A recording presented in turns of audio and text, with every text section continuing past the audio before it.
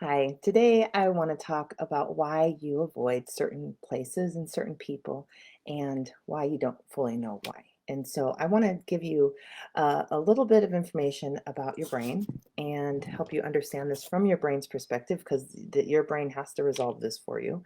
And I want to show you um, just how this is impacting you and so that you can really see the issues inside this that need to change and that have the opportunity to grow and what that's going to mean for your life and your wellness and your connections and your relationships. And so that's what we're going to dive into today. And my name's Rachel McLeod. I'm a mental health therapist and an emotional wellness coach, and I specialize in helping people do the brain work for resolving symptoms of anxiety, depression, and traumatic stress, just like this one, avoidance of people and places, and many, many other ones. I specialize in complex PTSD recovery, and um, I really specialize in helping the brain resolve these things, brain work. And so the brain really does have a beautiful process for resolving symptoms of anxiety, depression, and traumatic stress, including avoidance, which is anxiety and post traumatic stress thing, which we'll talk about here. And that process can get blocked or stopped. And so my work really, I focus on helping that part of the brain unblock and the process so that the brain can do its beautiful work. And so working with me is working with a different part of the brain than we normally work with in talk therapy. And um, and it's really wonderful, transformational, and the brain resolves symptoms for you. Not It's not your job. So, but so here we have avoiding people and places. And so here we've got a problem that we're going to discuss, and it's your brain's job to resolve this. So we're going to talk about it, but um, this is not a you thing. This is not your problem. This is a brain challenge. The process is stopped and blocked. The brain's healing growth process, and so we're going to see avoidance. We're going to see anything we can see here, but today we're going to talk about avoidance. So and this is such a challenge for people. It can be very subtle. This can be very extreme. This avoiding people and places can be just a mild irritant or a big deal. Like mild irritant meaning, oh, I really don't want to go see that person. I know they're going to be there, but I can go. It's not that big of a deal, but I'm uncomfortable. Same thing. That's still avoidance in there. And then we've got the other end of things like agoraphobia, where I don't want to, my comfort zone is in my house and I don't want to go see anybody or feel any of these things or be reminded of that or be triggered. But they're all the same brain function. One is a less complex version, a more simple version of avoidance, and this survival system protective response thing that I'm gonna outline that for you, and also then agoraphobia being the most complex form of this, and just means there's a lot of issues in there. Brains can resolve both of these issues relatively quickly, which is insane to say, but it's how it works. So I'm saying it. So if you've got any range of these issues, your brain needs to resolve these for you, and so. I have videos on how brains resolve this, and I love to talk about that. But I'm just going to get into this avoiding. So, um, this can bring on various levels of dissatisfaction, frustration, self hatred, grief, sorrow, loss. This can erode your self confidence. This can bring you to inner war with yourself.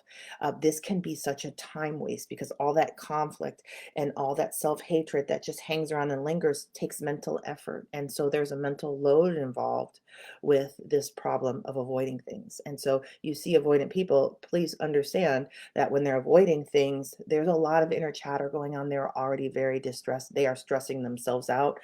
They are at war with themselves. They are not happy about this, and they're not living their desires and their dreams. And sometimes people will make it, I see you're avoiding this, and they're like, I know, right? And because it's like you see the avoidant thing, you want to talk about it a little bit, and they're absolutely distressed and they're already in fight or flight, and you just got fought.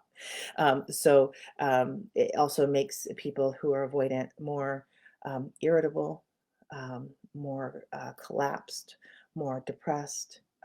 And it really can create this one small problem can really create a big funnel and a big vortex of complexity and emotional distress. And so, this when we see a brain not accomplishing using this strategy, we want to get in and support because we don't need this to turn into a bigger and bigger issue, and this one does. So we just want to jump in and help it out. But so this can also cause strain in relationships because maybe your friends want to meet up and you aren't going to that place. And or maybe you're going with your family, but there's a person in there that you don't want to see, that your system is like, no. So you're missing out on all these opportunities. Maybe your friends or family are taking this personally. They think it's about them.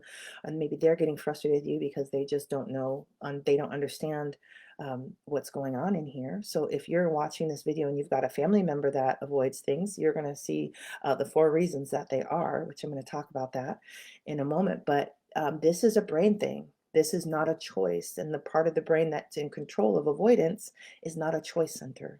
It is a fight, flight, freeze, faint, or fawn survival center, and it gets to override choice.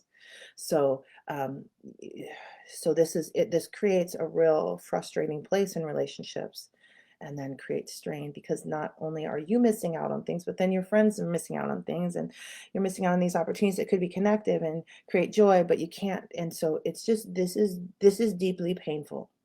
And the longer this stays here, the longest this has been around, the longer this stays around, the more dissatisfaction, frustration, grief, sorrow, loss is going to be here. And then the brain has to process all of that. Some of us were born into avoidant families, so we just learned how to be avoidant. We've been avoiding since day one.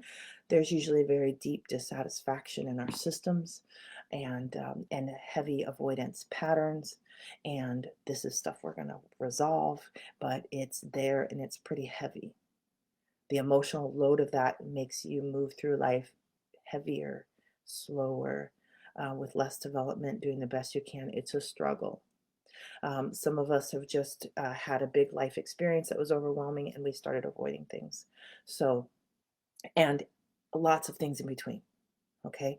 So, this is something we want to resolve. And okay, this is so not only does it erode the confidence, it starts reinforcing patterns of I failing, I can't handle it, I can't do this, and the brain starts reducing your comfort zone. So where you feel comfortable is smallish, starts shrinking. And so this avoidance thing creates dysfunction on so many levels. So okay. So here we go. We're going to talk about my brain. I want to tell all the stories because I come from an avoidant family. And so I have an interesting experience with this because I have absolutely have had to work my brain through avoidance. Every once in a while, still do. If my, if, yeah, anyway, but also there's a level of when you grow up like this, you're kind of blind to it. It's the air that you breathe. And so that's one of the reasons why I want to talk about the symptoms of this and how it feels, because some of us who have been avoiding heavily, um, it's like trying to explain water to fish, right? It's what are you talking about? What else is there?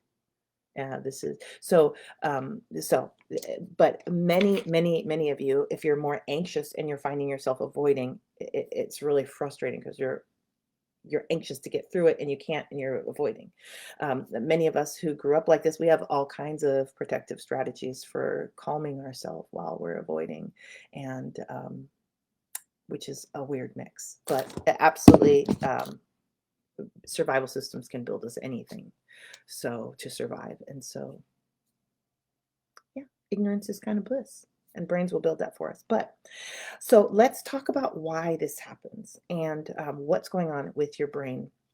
So on the most basic level, when we are feeling safe, we have high levels of processing and working through things. When we feel unsafe, we go into survival mode, which turns down um, our processing, our executive functioning. And so, and we can go back and forth throughout the day. We kind of want to stay in this area. But some of us will, with certain things, will become very dysregulated. High survival. I don't know which hand. We'll use this hand for survival mode. High survival mode, low processing, low executive functioning. And so when we're in this state, it's very painful, it's very distressing, and brain's got to get us out of there. And one of the ways it can get us out of distress is just to remove ourselves from whatever's stressing us. And then all of a sudden we're removed from it, and then we'll go back into a regulated state, and our processing, I don't know which hand I used again. There I am. Our processing mode gets higher, right? And so, so this is a way to turn back on the brain, is just to get away from it, avoid it. And so, because over here we're in survival mode, and then we're low functioning, low processing, and so we're in fight or flight is really high, freeze, faint, fawn is really high. Then you just back away from it, and things start coming back to normal. And so your brain learns, hey, we'll just get away from this. And so that pattern is learned, and it's a self-regulation pattern. And so when we get away from what's dangerous, we get better brain function, and we know how to thrive, and we can feel calm, and the symptoms of anxiety, depression, traumatic stress will resolve, and we'll start reducing, not resolving, but they'll start releasing from our body, and we can be safe. And so we end up finding, right, our survival system's all about where are we safe and keeping us away from pain and danger. So we're not going to, and then it's learning. Now, the part two is that it's associating things with survival mode and danger. And so as that gets wired in pretty tight, and then you don't even get choices. It says, let's avoid it faster. And so it becomes an unconscious program for avoidance and avoiding people and places. And so your brain, what I'm saying is that your brain may be associating people with danger. It may be associating places with danger. And it might just be that there's sounds, sensations, some sensory information there that is similar to something that your system learned was dangerous in the past. Something that your system learned, hey, that's dangerous. And look, it looks like it's happening here. Let's get away from that. Survival system's not a thinking center or a reasoning center. It's designed to keep us alive. It's very, very good. And the associations between danger, pleasure, and safety are really, really that will build quickly. And so things can become associated with danger that in the present that aren't, just because they're similar to stuff in the past. And this can be really frustrating because it's fine. It's we're not unsafe. This person didn't even do anything to me. And later you find out they have a beard, just like this person had a beard, and your brain is like, absolutely not. And so we want to work with our brain in a way that it can go through the thinking process here instead of the reaction process, so it can figure out that beard does not mean unsafety. Beards mean bearded people, right? Not abuse, neglect, violence, those sorts of things. And so the brain has a process for figuring that out. And so we want to walk the brain through its process for that. It's like when we come up to people that are afraid or frozen, we want to walk them through the process of coming back to their body, right? We might find our little children there, and we're rocking, we're holding, we're patting, because we're using their body to send signals to the survival system, with the exact signals that will tell the survival system, you're safe, it's okay to come out of fight or flight, let's go back into processing. And so you'll see people come back into their body.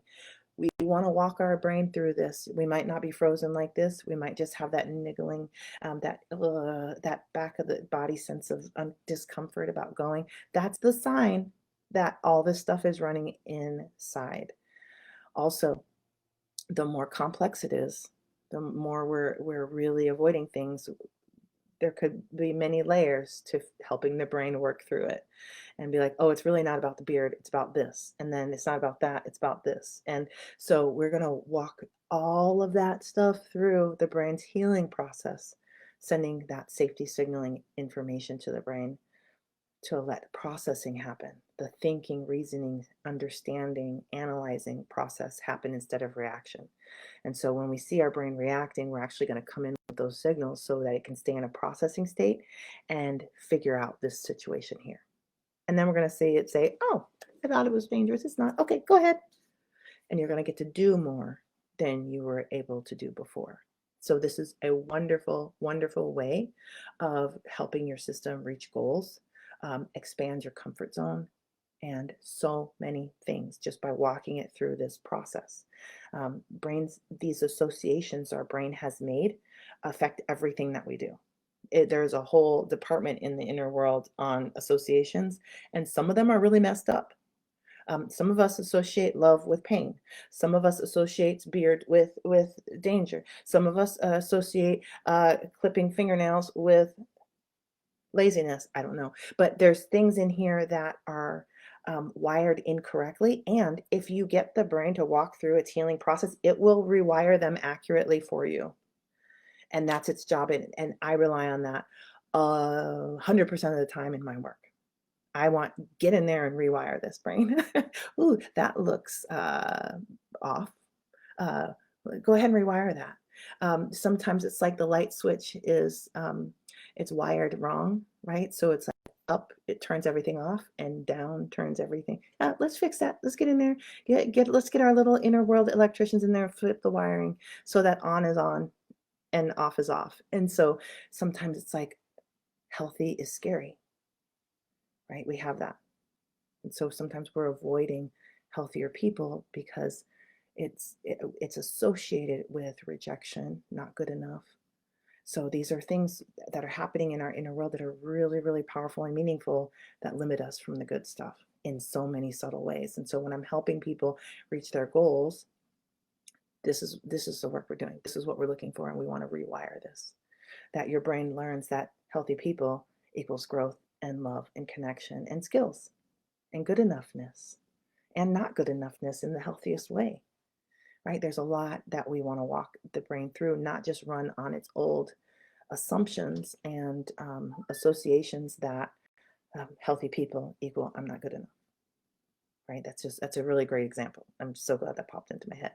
And it's a meaningful one, especially when people are looking for healthier partners, healthier relationships, advancing their business, going into these upper stages, especially for entrepreneurs, are really can really create that invisible ceiling. And it's the associations. And so we're actually avoiding more success.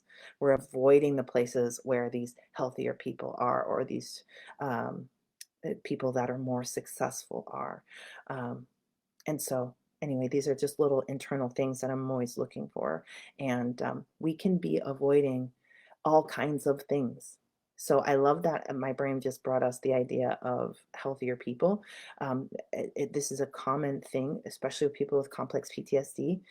We know where we're undeveloped, and we know what we failed at in the past, and we have this perception that all these other people are better. All these other people must have it easy, and so we will avoid them. We won't choose them as our relationship partners, our business partners. We will not choose them. We will avoid them. So, really helping the brain walk through the healing process for this opens up tons of doors and helps us stop missing out on what we really are desiring and longing for. And this happens all the time. And there's so many. I wish I could give you more examples, but I'm like, this is everywhere. And if you think you're not avoiding anything, go look around and see what you might be avoiding, because we are. And some of the things we're avoiding are really important to avoid. So avoidance isn't necessarily a bad strategy, but when it's not accurate, when it's limiting, then we want to rewire that. Okay. So we've got regulation problems lead to avoidance. So if this nervous system can't stay regulated, if it's going into fight or flight, we're getting out of there because we'll just regulate. But if we can stay in that situation and regulate ourselves, our brain is learning that it can regulate in the moment, and it doesn't have to leave in order to get regulated. And that's why these tools I teach, these specific interventions that help the brain regulate in moments, because we're going to send those safety signals, help it expand and stay in these places and get what it wants, which is regulation. And so we're going to just deliver it. We're going to walk the brain through its regulation process manually for a while, and then it'll start building that ability on its own. And we'll see it do that more and more frequently and better and more independently. So, but we are going to help out with that. The other one that I just talked about, associations. So we're seeing that the brain has associated people and places with past traumas, past limiting beliefs. It's just preferences. It's associated things with things that aren't the helpful to us. It's associated, um, and we're seeing that the associations are not accurate. If the associations are accurate, then we have the next step, which is skills. Is that sometimes we are avoiding places and people because we actually don't have the skills for it. And our brain has already evaluated and it's like, oh, we're not going to do very well. We don't have the skills for this. And then you're like, well, let's go. We'll build the skills. And it's like, I don't think so. We can't handle that. And so, and some people, this is in there and they don't understand their brain is saying, I can't help you make the skills for this. So that's why we want to get in there and help the brain be able to build the skills for this because that's its job. Hello, let's go. Get to work, brain. I love brains. So sometimes I get a little, I have a little attitude, but when we're working, it's like this brain's trying so hard. It wants to do the same thing. It doesn't want to be an avoidant brain on things. It wants to jump in, but it literally doesn't have the support. It can't get into the right brain state. And we're going to go in there and help it get into that brain state where all that awesome is going to start happening. And then we're also kind of rebuilding its confidence. That's a very personified way of saying this because I don't think the brain has confidence. I think the brain gets better, it's more skillful. I think it gives us more confidence that we can build the skills or navigate situations well. And so, but we're giving the brain the practice it needs to grow its skill set in building skills. How do we go be with healthier people, and that we've been avoiding, and have healthy conflict resolution skills? How do we do that? Right? If we've been raised in families where there's relational trauma, usually that happens because there were not really healthy skills like communication, conflict resolution. And so we don't have them. And so we know that if we go out there, we're going to mess it up with our trashy skills. By trashy, I mean undeveloped. Things like accusations, um, lots of different things. So, and I'm throwing that word around because I'm very comfortable with them because I got my own, and I don't mean that in I low quality skills. So, um, okay, so but we do need to build skills for things, and and not having a skill set can be the reason we're not going forward, and that's legit. And we want to help the brain build the skill. And instead of just avoiding. And so we can be mad about avoiding, but if we really come down to the problem and look underneath, it's like, oh, I don't have the skill set. Okay, let me go get the skills. Now we're out of that inner conflict and we're actually at the layer where we can actually do something about it and the problem resolves quickly. So we do want to help our brain build the skill sets for these things. Okay, the last one, number 4, is a reason why we're avoiding certain places and people is because we don't have tolerance for failure. We don't feel like we can take the risk of failing, and we really don't have the resilience. We feel like we can't afford to fail. If I fail here, I will be devastated. And I don't think you're wrong here. When this comes up, this tells me that there is a deep wound here and we need to heal that up.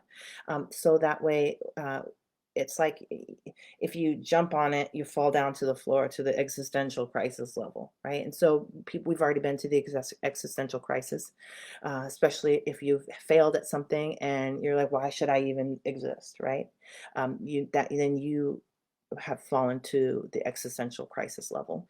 And it's common.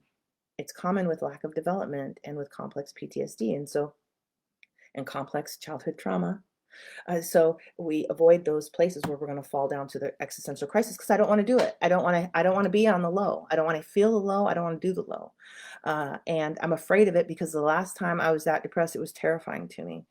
This is common, and so we will avoid trying because we can't afford to because we will fall to the existential level, and that's really where we want to get in there and build that up so that if you jump on it, you're not falling down. It's actually your brain has built that in and the wound is healed and it's deep depth of wellness. And so you can actually, it's like a little trampoline, you can just launch into life about it.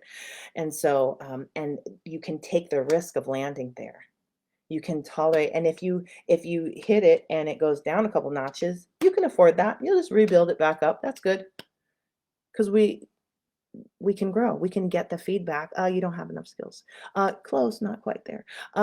Yeah, you thought you should take a left, but you actually took a right. These don't send us into the existential crises or the dysregulation. And so we rewire that. And so and we're rebuilding failure programming. We're rebuilding our beliefs about failure. We're rebuilding our way of moving and being with failures. We're actually embracing them. We're understanding that these are part of health and wellness, and we're positioning ourselves neurologically to have a surplus of wellness emotionally and mentally to be able to take the risk.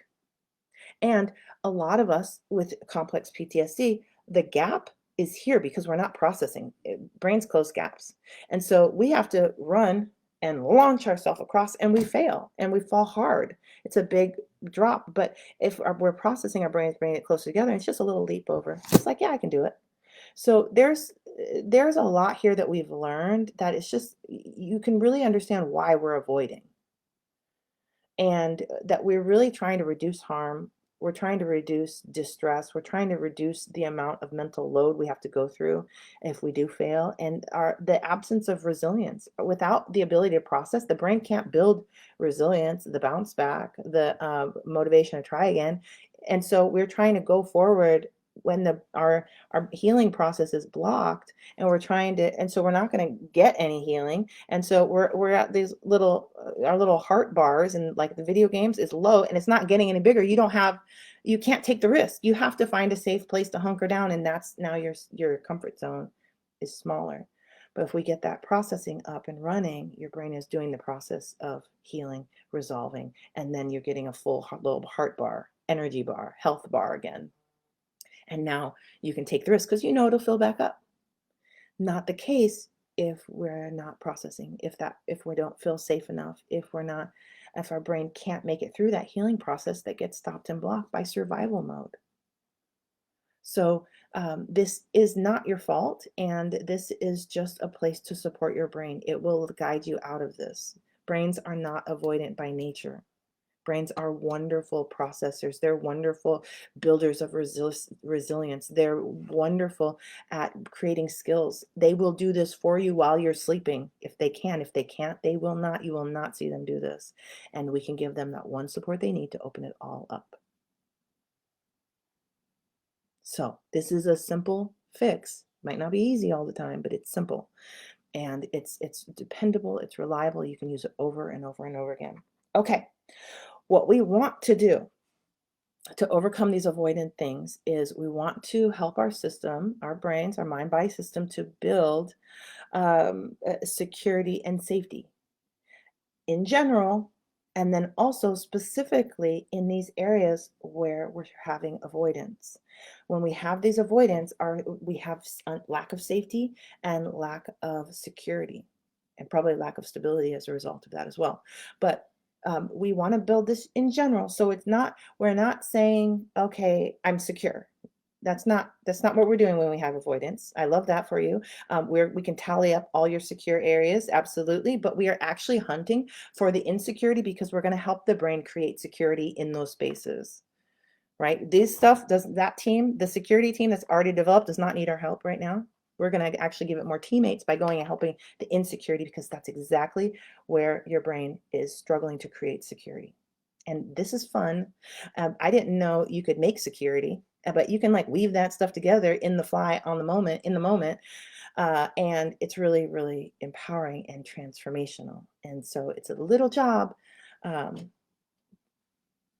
And we do it lots of places, especially if we're dealing with more complex issues. But if we are not dealing with complex issues, a little bit of this is going to go a long ways. If you're dealing with complex issues, a little bit of this is going to go a long place, but there's more little bits of this.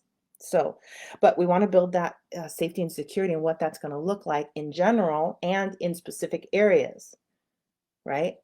People avoid mail, right? They don't want to open the mail. People avoid the upcoming wedding, right? They don't want to see this person and that person for whatever reasons. We want to build security with the mail, security with the wedding, safety with the mail, safety with the wedding. We want to help the brain do this.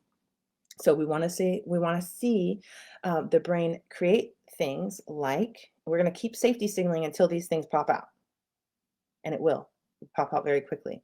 Um, I can handle it, and not just in the words and ideas, but the sensation in your body. You'll feel a relaxation, a sense of, um, I want to say core cohesion, but a sense of integrity, a sense of backbone. You'll feel the stuff coming through. It will change your posture. It does things neurologically and chemically to you when your brain has made these things for you. We want to see, I know what to do. I know what to do. Oh, I know what to do. This happens a lot. This is a fun thing to do, especially when we're working on something and they're like, but what are we going to do about it? And we're doing it. But okay, Rachel, but what are we going to do about it? We're doing it. And then by the end of that project, they're like, oh, I know what to do because the brain built it. Already know what to do, but you can't get your emotional intelligence organized process so that it's available to you. So we're helping it get available. We're helping your brain make it for you. If the brain makes it, it's made. We don't want any fake stuff. We don't want any stuff that's made by our who we think we are and our thoughts. That stuff, you step on it, it breaks. You're back to the existential crisis, and you know this, right? Neurologically, you already know this, so you don't trust the things that you're building because you know that it's not going to last. You've already stepped on it. One of the things we want to see built here, the safety and security, are feelings like I can risk it. I can take this risk. I can take the risk to be vulnerable. I can take the risk of seeing that person again. I can take the risk of going to that place or driving by that location. I can do that. That is something we want your system to make for you. Um, and another one we want to see is I can learn from failure. If I fail, I'll just learn from it. I can handle that. Right? It's okay. It's safe for me to fail. I get to fail just like everybody else. Right? We want to see those things start to come out of you, not just in words. We want it to come into your body. We want your brain to make it for you. It makes the subconscious programming for this. It makes the embodiment of this. So, and this is not by pushing through. We do not say these things and expect them to be a product your brain has made. That is not how this works.